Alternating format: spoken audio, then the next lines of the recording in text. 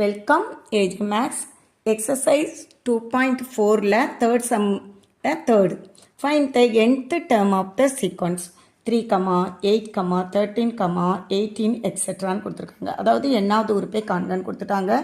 இதை எடுத்து எழுதிடுவோமா? 3, 8, 13, 18 எக்ஸெட்ரா.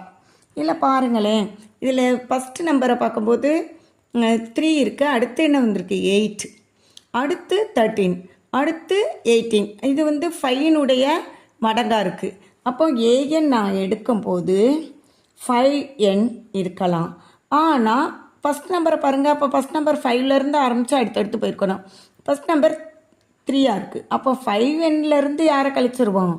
2வை கழிச்சா தான் நமக்கு என்ன கிடைக்கும்? 3 கிடைக்கும். நான் ஃபஸ்ட்டு n நேச்சுரல் நம்பர்ஸ் தான் எடுக்க போகிறேன். அதனால் பிலாங்ஸ் டு n தான் இருக்கும். ஃபஸ்ட்டு n-க்கு நான் 1 கொடுக்குறேன். அப்போ 5 - 2 3 கிடச்சிரும். n-க்கு இப்போ நான் 2 கொடுக்குறேன், 10 கிடைக்கும். 10 - 2 8.